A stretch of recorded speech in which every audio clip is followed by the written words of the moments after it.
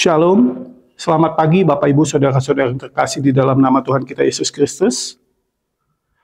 Di pagi ini kita akan mendengarkan sebahagian dari kebenaran firman Tuhan. Namun sebelumnya kita siapkan hati kita, mari kita bersatu dalam doa. Segala hormat, puji, dan kemuliaan hanya bagi-Mu ya Allah, Bapa Pencipta dan Pemilik hidup kami. Di saat ini Tuhan, kami akan mendengarkan sebahagian dari kebenaran firman-Mu Tuhan. Kiranya Tuhan memberkati kami, membuka hati dan pikiran kami, sehingga kami bisa mengerti dan memahami apa yang hendak Engkau sampaikan di dalam kebenaran firman-Mu Tuhan. Ya Bapa, ke dalam tangan-Mu kami serahkan kehidupan kami. Terpuji termuliakanlah Engkau Bapa, kini dan sepanjang masa. Amin.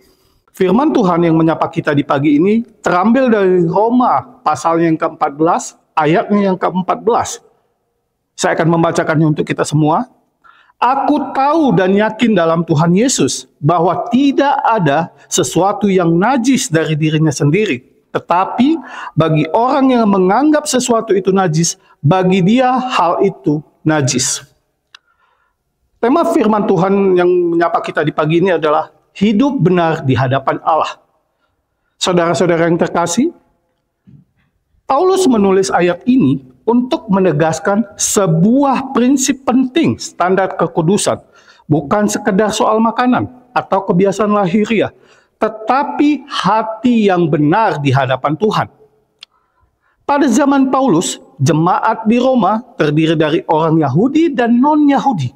Sebahagian masih memegang aturan makanan dan Taurat.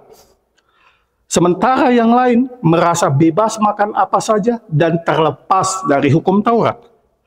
Perbedaan ini yang menimbulkan pertengkaran, bahkan saling menghakimi di antara mereka. Paulus ingin mengingatkan dalam Kristus, makanan atau hal lahiriah tidak membuat kita najis di hadapan Allah. Namun, jika hati kita menganggap sesuatu hal itu salah satu, kita tetap melakukannya, bagi kita itu adalah dosa dan itulah yang menajiskan. Bukan karena benda, tetapi karena dosa yang kita lakukan, itulah yang menajiskan kita.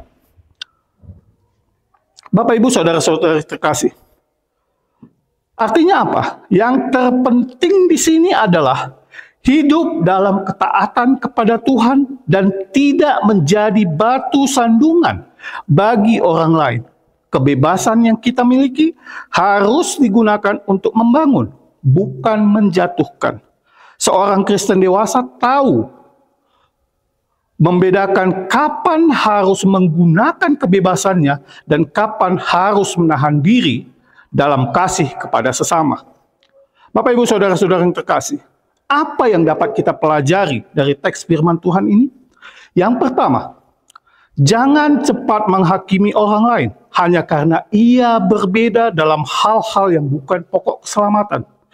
Meskipun kita berbeda dengan orang lain, baik itu berbeda pendapat atau bahkan berbeda keyakinan sekalipun, janganlah kita langsung dengan mudah menghakimi orang yang berbeda tersebut dengan kita.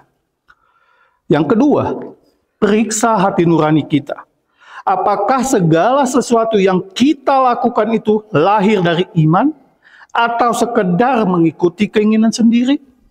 Jangan sampai segala yang kita lakukan itu hanya demi memuaskan keinginan diri kita saja tanpa didasari oleh iman. Dan segala sesuatunya harus kita lakukan untuk kemuliaan Tuhan.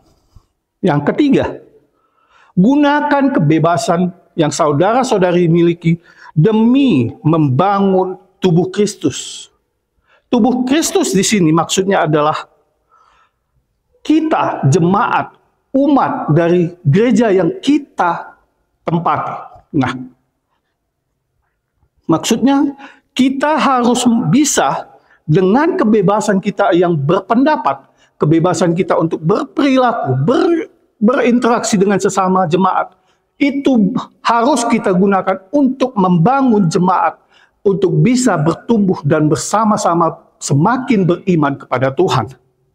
Nah, Bapak, Ibu, Saudara-saudara yang terkasih, kadang kita lebih sibuk mempertahankan pendapat atau kebiasaan kita daripada mempertahankan kesatuan tubuh Kristus ataupun kesatuan gereja tersebut.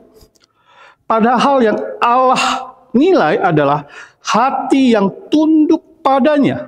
Mari belajar hidup benar, menjaga hati nurani, dan yang paling penting, saling menghormati dalam perbedaan. Demikian firman Tuhan. Mari kita bersatu dalam doa.